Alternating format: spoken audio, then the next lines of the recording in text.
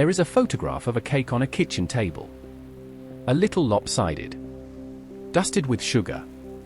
Made by someone who was almost too shy to show it to anyone. Her name is Priya. She works nights at a hospital.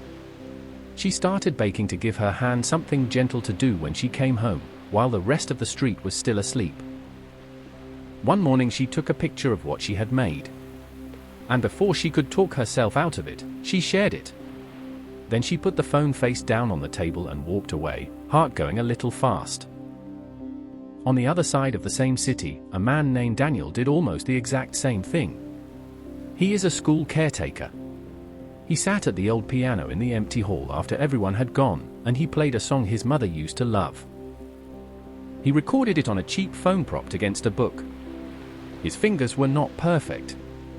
He posted it anyway, then closed the app quickly, the way you close a door on a room you are not sure about.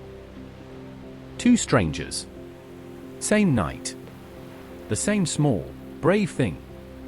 Neither of them knew the other existed. And by morning, both of their quiet little offerings had been seen by more people than they expected. Here is what I want you to hold on to, because it is the whole point. Both of them woke up to about 100 kind words. And both of them woke up to one that was cruel. What each of them did with that single line quietly decided the next 2 years of their lives. Near the end, I will hand you the one thing that made the difference. So, Priya first.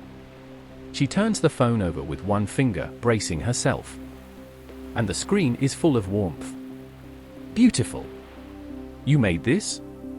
I would buy this in a second. My grandmother baked one just like it. She reads them twice.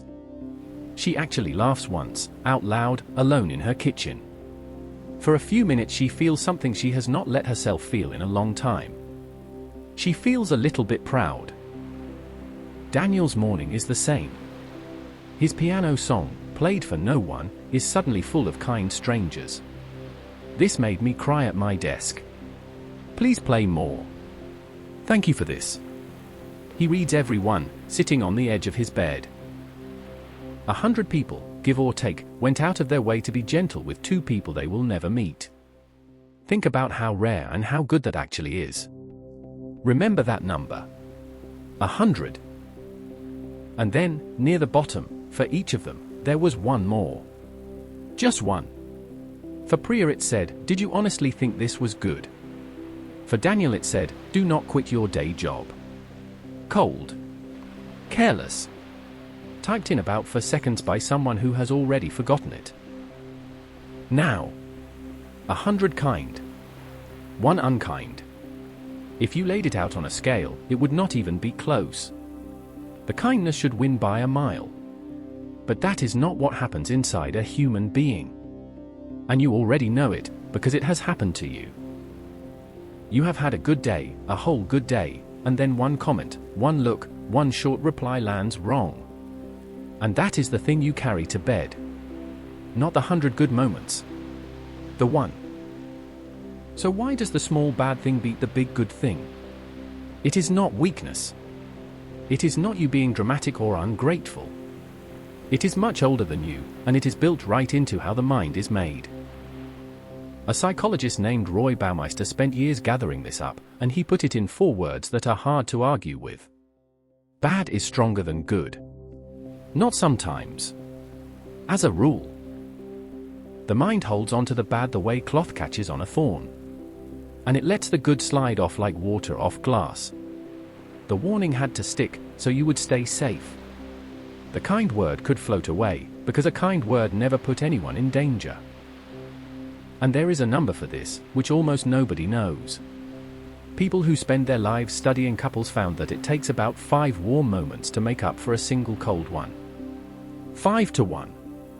That is the real exchange rate of the heart. So 100 kind comments and 1 cruel one is not really 100 to 1. Inside you, it is closer to a fair fight. Maybe the cruel one is even winning. That is not you being broken. That is just the math your mind was born doing. So when Priya read 100 kind words and 1 cruel one, her mind did exactly what it was built to do. It filed the 100 somewhere soft and far away. And it pinned the 1 to the front of everything.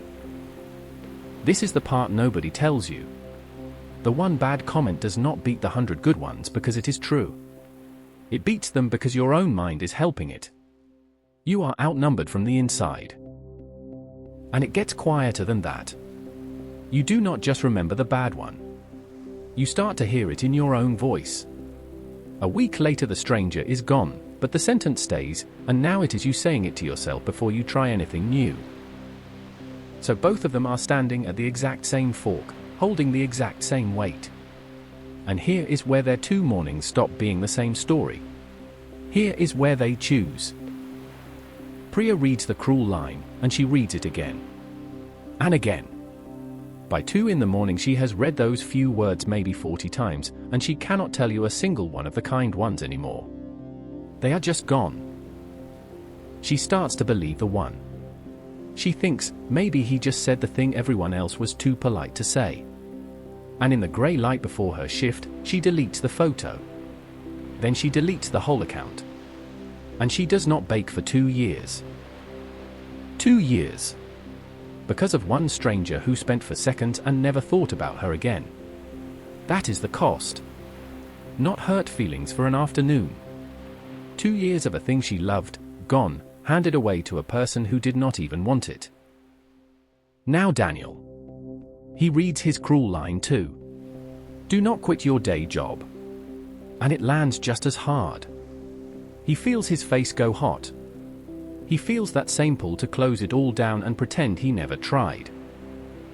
But Daniel does 1 small thing differently. It is not clever. It is not strong. He is not made of steel. He just does 1 plain little thing, and it changes everything that comes after. He takes a piece of paper.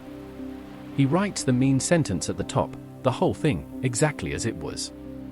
And then, underneath it, he makes himself write down 3 of the kind ones. Word for word. Slowly. That is all. He does not argue with the cruel one. He does not write back. He just makes the good ones as solid and real on the page as the bad one already is in his head. He gives them a body. Because that is the trick your mind will not do for you. It will keep the bad one sharp for free. The good ones, you have to hold on purpose. You have to slow down and let them in, for 10 whole seconds, before they slip away. Because a feeling that stays needs somewhere to live. The bad one moved in years ago. The good ones have been standing outside in the cold the whole time, waiting to be let in. All Daniel did was open the door. There is a line, often thrown at the wrong name. Some say Aristotle. But it was really a man called Elbert Hubbard who said it.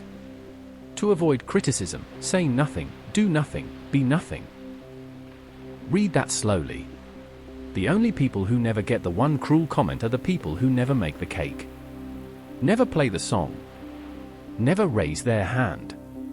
The bad comment is not a sign you failed. It is a receipt. It means you finally showed up. Daniel kept that piece of paper in a drawer. Not the mean line. He tore that part off and let it go. He kept the 3 kind ones. And on the hard days, the days he wanted to stop, he took them out and read them slowly, and then he played again. And now, for a moment, this stops being about Priya and Daniel. Because you have your own 100, and you have your own 1. Somewhere in your life there is a room full of people who are glad you exist, and 1 voice that went cold. And I already know which one you can quote from memory. Maybe it was a message. Maybe it was a parent, years ago, who said 1 careless thing at the wrong moment. Maybe it is a voice that is not even a real person anymore, just a sentence that moved into your head and never left. And all this time you thought keeping that 1 sharp made you honest. Made you careful. Kept you humble. But it did not make you better. It just made you quieter. Smaller. It talked you out of the next cake, the next song, the next brave little thing. Notice that. The cruel comment is not even doing the work anymore. You are. You picked it up, and you have been carrying it for the person who dropped it, all this way, for free. So here is the one thing I promised you. The thing Daniel did that Priya did not. And it is small enough to do tonight, before you sleep, with nothing but your phone and one honest minute. Think of one kind thing someone said to you. Real, not grand. It can be years old. A teacher, a friend, a stranger. Find the actual words if you can. And then do not just glance at them and move on. Hold it. Stay with it for 10 slow seconds. Long enough to feel it in your chest, not just read it in your head. 10 seconds is what it takes for a good thing to actually stick. The bad ones never needed your permission. This one does. So give it. That is the whole practice. You are not fighting the cruel voice. You do not have to win against it. You are just, finally, letting the good in with the same weight you always gave the bad. You are balancing a scale that has been tipped your whole life. And Priya? This is not a sad story. 2 years later, a friend asked her to bake something for a birthday. Just one cake. And her hands remembered. The shyness was still there. But this time, when the one cold voice showed up in her head, she had somewhere else to look. She is baking again. There is a photograph of a cake on a kitchen table, a little lopsided, dusted with sugar. The same table. The same shy woman. But she is not handing the next 2 years to a stranger anymore. She is keeping them. So tonight, when your mind reaches for the one bad thing, the way it always has, let it. It will anyway. But then, gently, reach for one good thing on purpose, and hold on 10 seconds longer than feels natural. That is your one quiet minute, and it is enough to begin. The 100 were telling the truth too. You were just never taught how to hear them. Start tonight. And tomorrow, another quiet minute, waiting for you, whenever you are ready for it.